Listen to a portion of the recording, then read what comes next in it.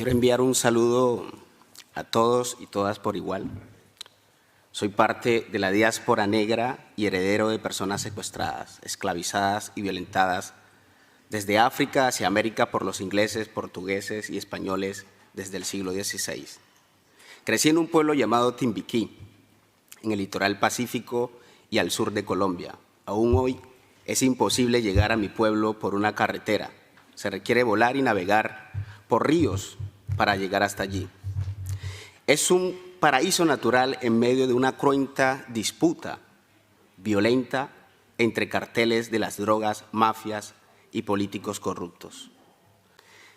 Terminé haciéndome abogado y defensor de derechos humanos por una apremiante necesidad de justicia.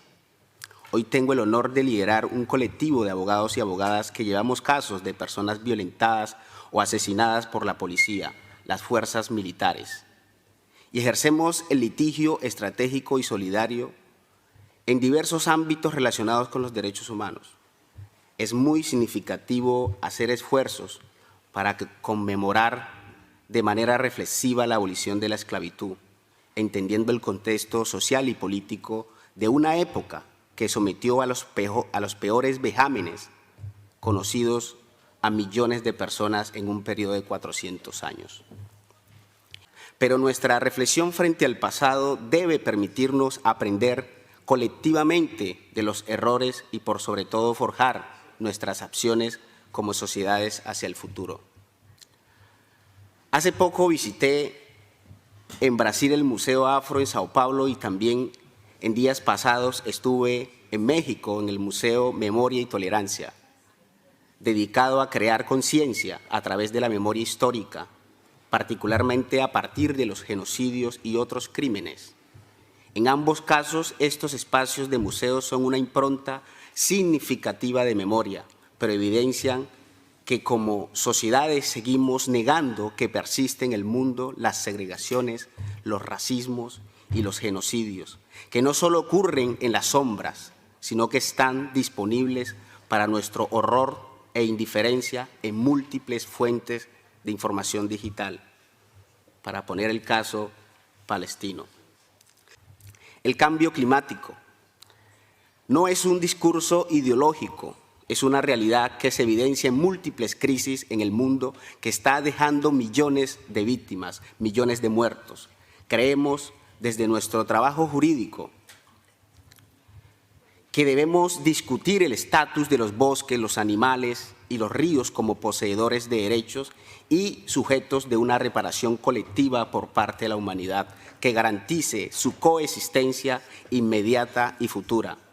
El drama humanitario migratorio, que obliga a cientos de millones de personas a dejar atrás su historia y origen, arriesgando sus vidas, así como los peligros que corren como víctimas de complejas redes criminales. Se estima que solo por la región del Darién, en la frontera entre Colombia y Panamá, el año pasado cruzaron 520,000 personas de países como Venezuela, Colombia, Haití, Ecuador, Cuba e incluso China.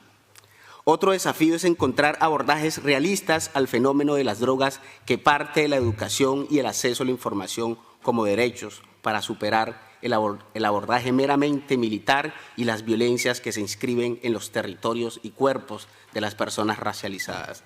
Las políticas de guerra contra las drogas han sido un rotundo fracaso, ya que no lograron impactar los eslabones más poderosos que se enriquecen con el narcotráfico y en cambio han desencadenado una serie de efectos negativos que impactan de manera desproporcionada a comunidades pobres, latinas y afrodescendientes. Solo en los Estados Unidos son más de 2 millones de personas en prisión y el 70% de estas son personas negras. Nos preocupa sobremanera la ausencia de justicia en Colombia. El 97% de los homicidios terminan en la impunidad.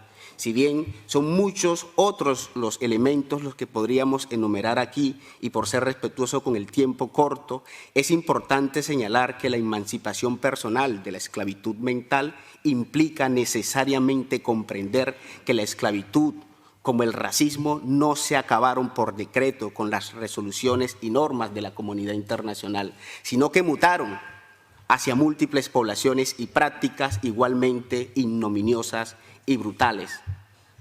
Instamos a los Estados americanos a asumir estos desafíos y trazar una ruta conjunta que permita, entre otras cosas, avanzar de manera realista en las políticas que permitan a las comunidades ser parte de la defensa de la naturaleza y de sus propias vidas, e entender que los millones de personas que transitan por todo el continente lo hacen obligados por la pobreza, las violencias y la falta de opciones. La atención humanitaria no se puede negar por estar fuera de su país de origen, máxime cuando se trata de mujeres, niños y niñas. Insistir en el cambio de paradigma en las políticas de drogas que dejan millones de muertos, militarización y violencias en nuestros países, pero tramita de manera pragmática y meramente económica los réditos en los países del llamado primer mundo. Rechazar todas las acciones violentas contra grupos específicos de personas por su condición social, racial, cultural o religiosa. No es posible seguir presenciando un genocidio como el palestino sin que se levanten las voces de rechazo a los miles de niños asesinados. Finalmente, agradezco este espacio y solo me resta decir que no se trata solo de soñar o desear un presente y un futuro distintos. Implica una tarea bellamente difícil, a veces frustrante y hasta peligrosa, porque a muchos nos ha costado incluso nuestra propia vida o nuestra propia seguridad, pero luchar por la verdad y lo correcto será siempre la más noble de las vocaciones humanas.